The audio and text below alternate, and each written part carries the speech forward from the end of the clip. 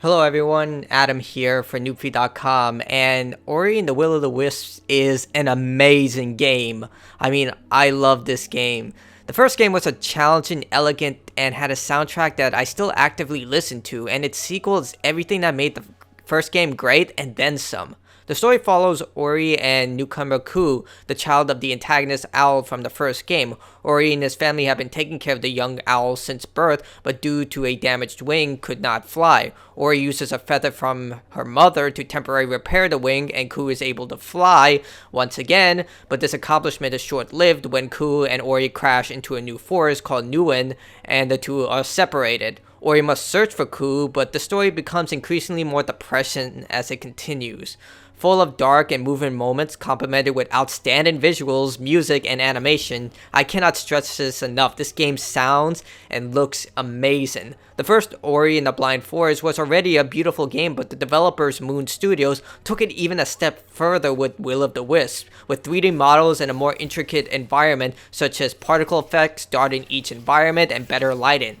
The environments are much more diverse here, with a variety of locations such as a snow hill, sandy deserts, and much more. I won't go into it for the sake of spoilers. I especially love how the developers included more character interactions. Unlike the first game, the area has much more of a lived-in feel, with a variety of characters that provide side missions, upgrades, and just talk to Ori. You do have a hub location to help the inhabitants rebuild their homes and spend your experience points on new abilities. You can also locate new abilities and upgrade Ori's health and energy meter by obtaining special buffs hidden throughout the environment. Like the first game, this is a Metroidvania title with branching paths, optional areas to explore, and items to collect. But the game is mostly a linear experience despite conveying the opposite. During the last third of the game, you're given 3 areas to search for specific items. I assumed that you could go anywhere of the 3, but that's not the case. You have to complete them in a specific order since each area requires specific abilities. There's also one ability that you must purchase, but the game doesn't convey that at all, so often I got lost because I didn't know I was supposed to be in this area. It would have been much more helpful if the game just gave you access to that specific area and then allow you to access that area through a navigation hub, but that's just a gripe I had.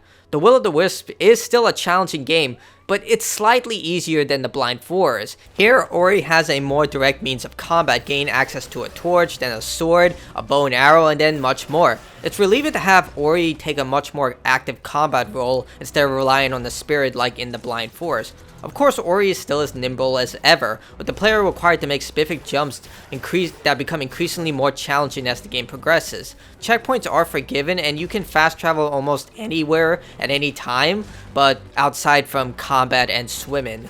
The only real issue holding back this incredible game are technical problems. You've probably noticed the frame rate dropping on the footage that I'm showing you, but that's not the footage. It's not my capture card. It's actually the game. I played this on the Xbox One X, and it was littered with frame rate hiccups and other technical bugs. Personally, I experienced several crashes, the sound effects getting cut out, the last boss becoming invisible, and achievements not popping. Seriously, what is with Microsoft published games screwing up their own achievement system?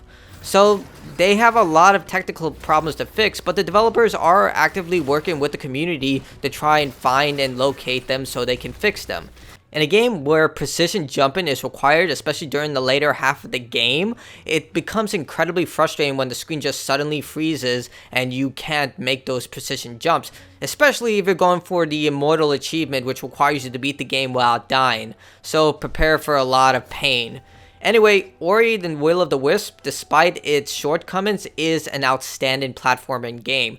The soundtrack, visual design, even the narrative is fantastic, but I felt like the game could have used another month or so in development so they could fix these issues. It is available on Xbox Game Pass, or you can purchase this for $29.99. Either way, it's one of my favorite games to come out this year. I know that the year is still young, but it is such a brilliant game. As a platformer gamer myself, I absolutely loved it and played through this game twice and plan to play it again after I finish this impressions video.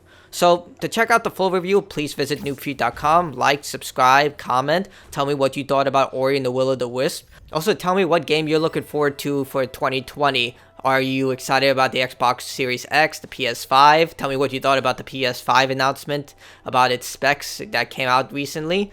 I'd love to hear your opinions on a lot of things. So I'll see you all next time. Stay awesome, everyone.